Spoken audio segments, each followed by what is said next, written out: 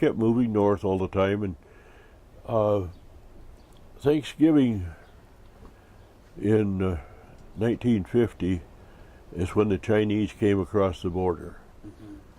And they say there was 200,000. I didn't count them. I don't know. But we were going up, just come over the top of a hill, and we heard some noise out in front of us, so we set up a defense line, and the Chinese come walking up the paths, and we started shooting at them, and of course they started shooting back, and there was so many of them, they just completely surrounded us, and the squad leader told everybody to head south. And one man in particular, I remember, Lieutenant Sutterby, and I don't know how to spell the name, Sutterby or something, I don't know. Anyway, I can remember him standing up there with a rifle in his hand, hollering at us to come on this way, and I did see him a number of years later, and he made it out all right. He was not captured. He was exposed to fire when he did that, when he stood up like that. Yeah, but anyway, so then the Chinese went on past us, went right through our company, and when they had gone by, there were 7 guys still left in that area, and we got together and decided we were going to head south, see if we could catch up with our troops. So when they went through your area, is that you guys took a lot of casualties when they were? Yes, there were a lot of casualties. And there was 7 guys left? Yeah, 7 guys walking. Out of how many do you think? Our company had about 50 people in it, so, but most of them got out. They just took. I have no idea how many died there. How close were you to China? Any idea at this point? Probably 100 miles or so. But these 7 guys got together and yeah, started. So, and of course, we didn't have any food to speak of, just a few sea rations and whatever, they had in their pockets. And so we started walking south at night, which is a slow process at night. You don't, because you can't see too well, and you stumble over stuff and what have you. But we went for about 7 days. We walked south, and one day we crossed the road, and the road was heading our direction, and of course we had not eaten much of anything in that 7 days either. We were getting pretty goofy headed, not thinking right, so we decided to follow the road. A lot easier walking. We walked into a Korean village, and there were no guards or anything there, so we just walked on down the road right through the middle of the village. And we got about to the center of the village, and guns started firing all around us, and we were completely surrounded by Chinese people, or Chinese soldiers. And so we were captured in that village. You still had your weapons and ammo with you, but there wasn't any point in Right. fighting back. Right, there was, all around us, there's not much point in trying to shoot our way out of it. And so we stayed there for about 3 or 4 days. I don't remember exactly, that's been so long ago. But the officers in that encampment, they had taken over the whole village. They run all the Koreans out and took over all the houses and what have you. But they talked to us. They interviewed everybody 3 different times, trying to get information about our troops and where they were. And of course, we didn't know anything because we'd been 7 days out in the field with no information at all for us. They had folks that spoke English that could talk to you. Yes. When they initially took you prisoner, did they mistreat you? Did they hit you anyway, or did they? I mean, Not at that time, no. Okay.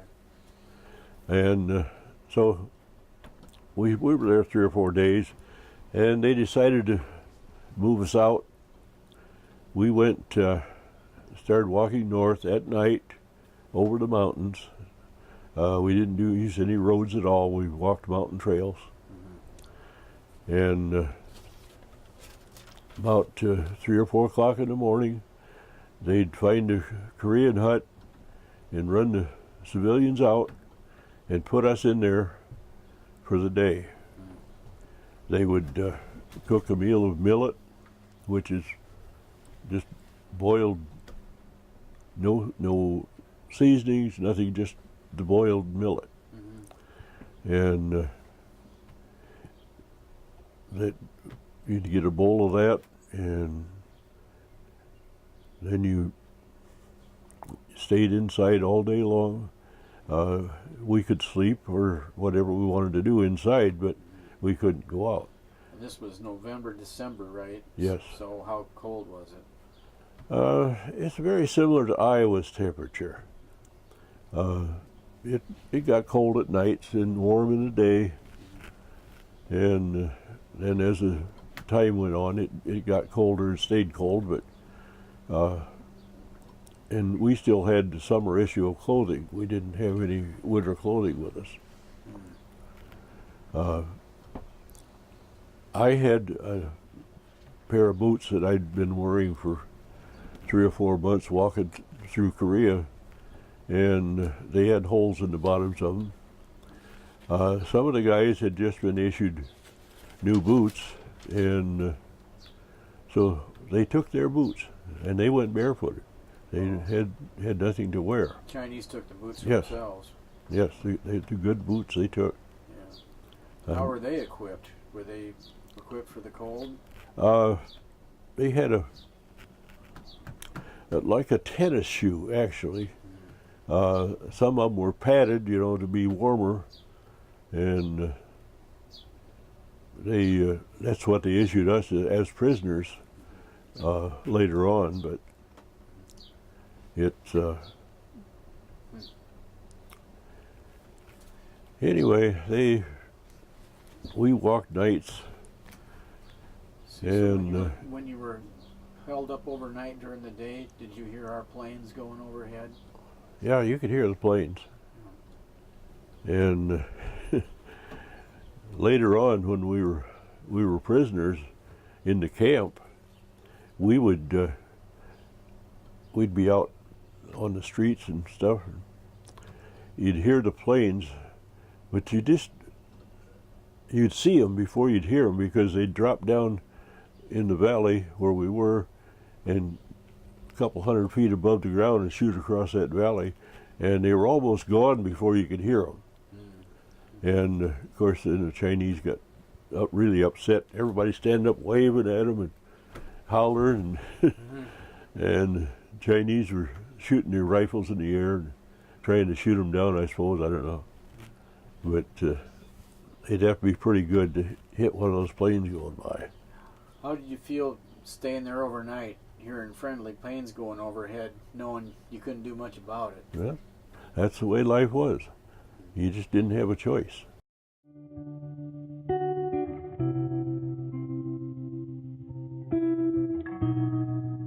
Do you have some guys die? Oh, yeah. around you?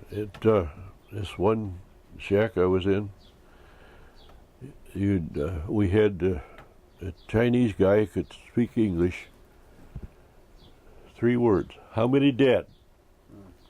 Every morning he'd come around, open the door, how many dead? And usually there would be 2 or 3 had died during the night, and they were still laying there.